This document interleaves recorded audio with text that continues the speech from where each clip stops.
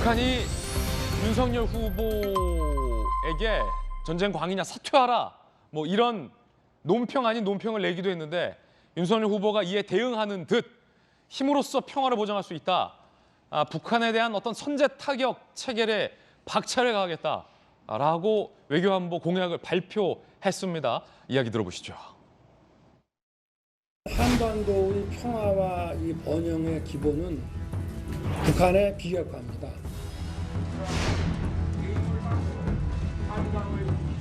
정상회담에 의지가 있으신지 만약에 있다면 선결 조건이 있다면 그건 무엇인지 좀 만나서 우리 앞으로 그냥 잘해봅시다.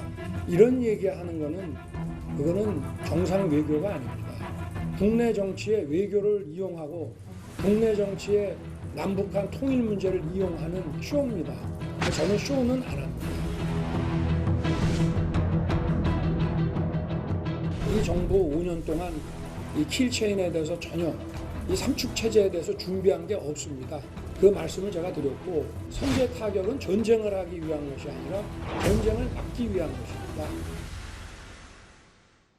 선제 타격론에 다시 한번 방점을 찍었습니다. 그러면서 문재인 정부 5년간 한국형 킬체인에 대해서 전혀 준비를 안 해 있다라고 비판을 했습니다. 그리고 이 문재인 정부에서 있었던 남북 정상회담 등을 겨냥한 듯 단지 대화를 위한 쇼는 하지 않겠다라고 못을 박았습니다. 상당히 흥미로운 대목입니다. 이재명 기자, 어제 여러 가지 현 문재인 정부의 어떤 북한 대북 정책에 대한 비판도 좀 기저에 깔려 있는 것 같아요. 그렇게 봐야겠죠. 지금 어쨌든 간에 세 차례 남북 정상회담이 있었고 9.19 군사합의가 있었습니다.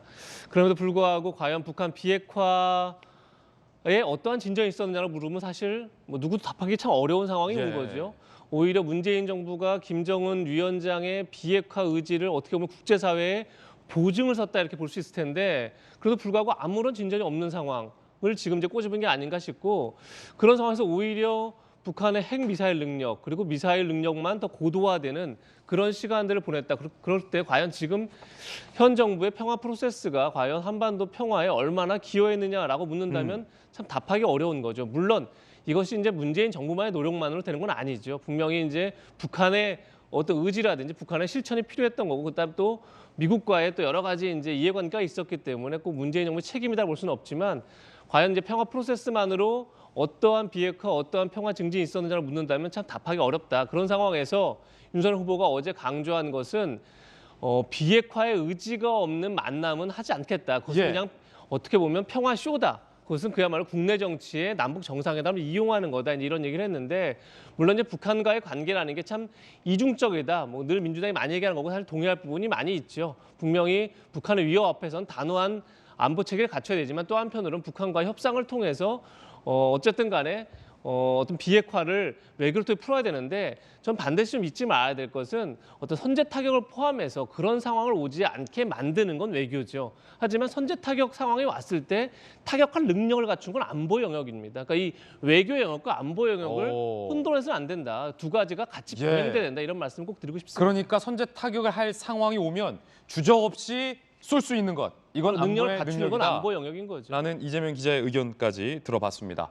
북한이 앞서서 윤석열 후보를 사퇴하라라고 입장을 낸 적이 있었습니다. 북한의 종전의 입장 한번 살펴볼까요? 북한은 하여튼 윤석열 후보 싫어하는 것 같아요. 자, 각계각층 시민단체가 벌떼처럼 들고 일어나 전쟁 광 윤석열이 민족 공멸에 선전포고를 했다며 맹렬히 유탄. 언론들은 더 이상 구태 색깔론으로 남북 대결 조장 말고 조용히 사퇴하는 것이 제살길 찾는 일임을 알아야 한다고 조소했까. 윤석열 후보는 사퇴할 생각 없다라고 북한에 대해서 입장 밝힌 바 있습니다.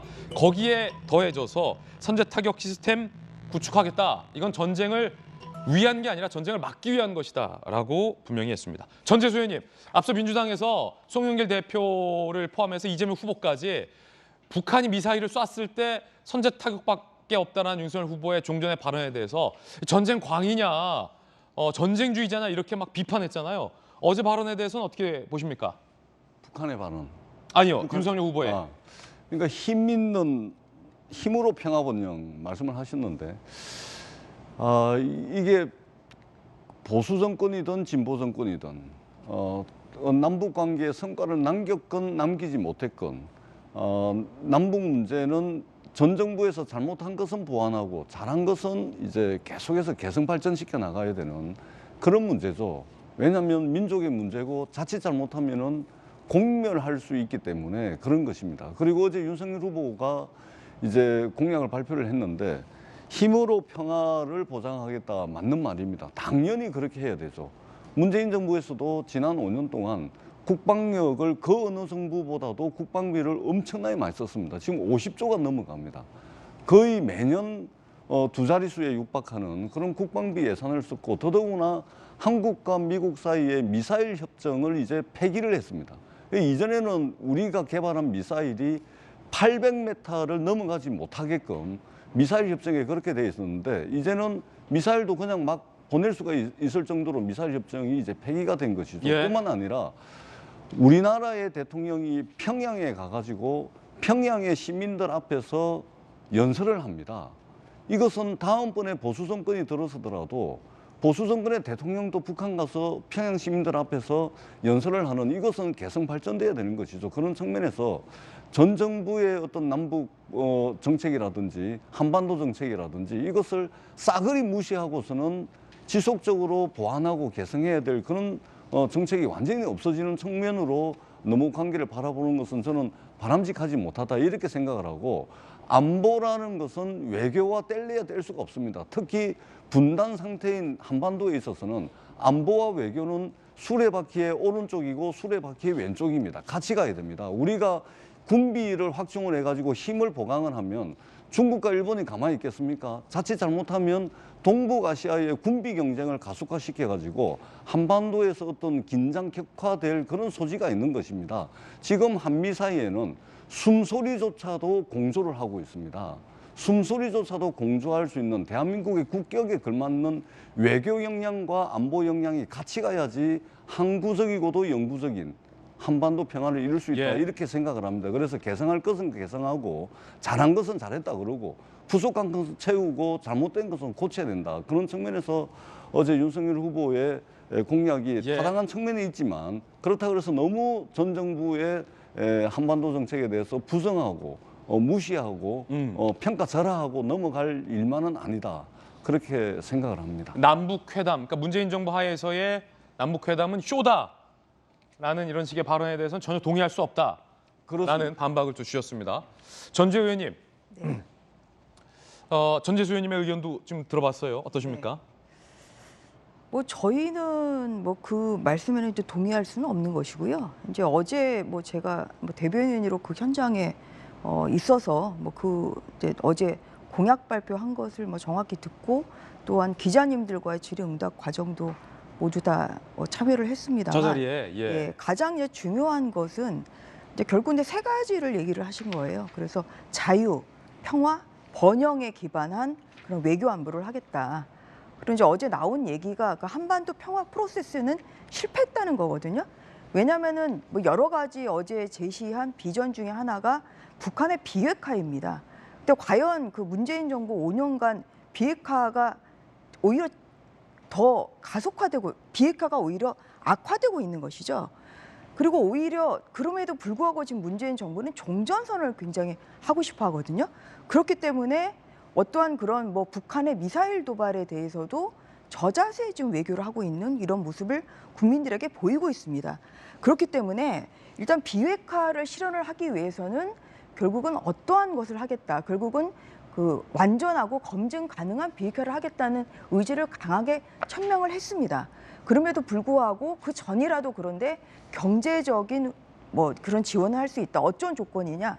그 북한이 외국의 뭐 유엔이나 뭐 그런 기관에 그런 그 핵에 대한 사찰, 핵에 대한 그 현지 조사를 하는, 현지 조사를 받는 뭐 그러한 오히려 진정한 모습을 보이는 정도라고 하면 예. 비핵화 이전이라도 어느 정도의 그런 경제적인 지원을 할 수 있다. 이제 이렇게 얘기를 하셨어요. 그래서 가장 중요한 것은 결국은 한반도 그 대한민국의 결국은 평화 그리고 그 또한 또 평화뿐만 아니라 번영과 특히 자유에 기반한 결국 평화와 또한 그 번영이 돼야 되는 거 아니겠습니까? 그래서 그것을 위해서는 일단 북한의 비핵화가 우선 실현이 돼야 된다. 그것을 예. 위한 강한 외교를 하겠다. 이제 이런 얘기를 하신 거고요.